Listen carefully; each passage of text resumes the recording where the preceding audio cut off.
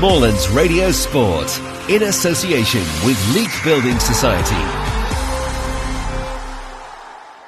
Good afternoon, Josh, and a Merry Christmas to you. Yes, and thanks very much. That was more of a battling performance, wasn't it? Typical of a local derby, I think. Yeah, it was. I'm really pleased to have come through it in the way that which we did. The first half was tough, and they do what they do well. Their away record's really good.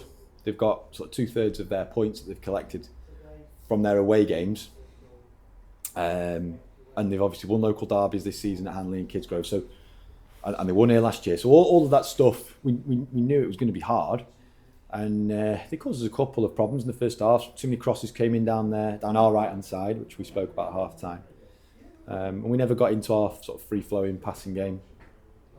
Obviously a little bit disruptive with obviously tricks. I was going to say, was that part of the change? Because obviously we're missing Mark Brehaut. Done that to go off. Yeah. So there was a few changes anyway. Yeah. So a little bit. I mean, Brehaut could have played.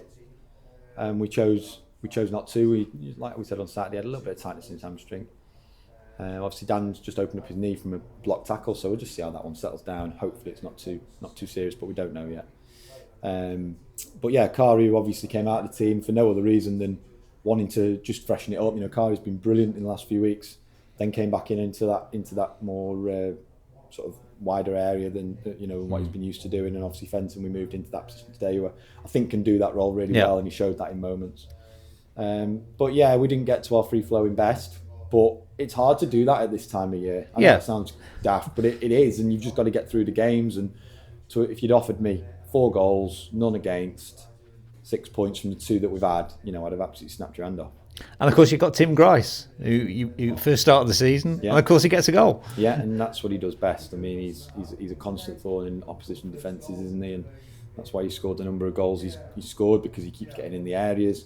He doesn't get deterred when it doesn't go his way. He might show frustration at times, but he knows, just keep doing it. It's a great run. It's a great ball from Riles as well to get him in. And we spoke about that at half time around was trying to penetrate from a little bit higher up. So Riles has got into that position sort of in the mid-third, which has then allowed him to play that really good pass, and it's a well-timed run and a really well-taken finish. Yeah, and a cheeky goal at the end from Tom Scully. Yeah, I didn't actually see it. I've just seen it hit the net. Well, it makes 2 of us, because we were talking about something else. The ball had gone down for the free kick, and all of a sudden it's in the back of the net. We talk in training about when the ball goes dead.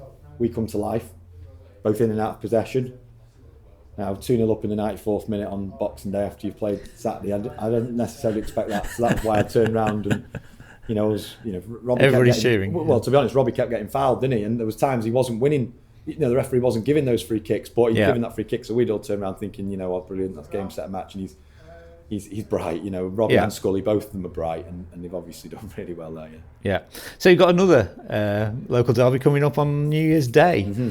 So are you going to make some more changes for that? Is it a case of using the whole squad? Well, obviously it's 6 days away, isn't it? So we'll train this week and see how the lads are feeling, and go from there. At this stage, it's not something I've given a massive amount of consideration to. I thought about these 2 games as a pair on the basis that they were close together. But the game on Monday now, obviously we've got a bit of time. We just need to see how the lads settle down. And I've just said to them in there, the lads who've come in. Scully obviously has had a few weeks out of the team, come in and performed. Gricey obviously comes and gets his goal, which I'm delighted with. It was for a long time looked like that could be the difference. And obviously we've had situations where players haven't been in the team and that now are, players who have been in the team who currently aren't. Yeah. I've just said to them, we're going to need the whole squad if we're going to achieve what we want to achieve, and I feel like they're really on board with that. They understand that. Because they all want to play, of course they do, and I understand that. Yeah. But it's given me a real selection headache. Well, the best sort of selection headache. The best type, of course. Yeah. And results have got a little bit with you today. Prescott have lost, so you're going into the new year with a little bit of a gap, just a little bit of breathing space at the top. When you came in as manager, you would have snatched somebody's hand off, surely, to have had a little bit of a gap, be clear at the top going into the new year. Yeah, 100%. But we can't afford to let complacency slip in. We've ended 2023 really, really well, and it's really important that we start the new year in the same form. We're not going to win every game. We won 6 on the bounce, and not many teams are going to go and win 6 on the bounce in this league. So we recognise there will be more challenges, more setbacks that we're going to have to overcome at times. And I think what's really, really important is that we enjoy the position we're in, but not get carried away with it. We can't afford to get carried away with it because nothing's won in December of. Absolutely not.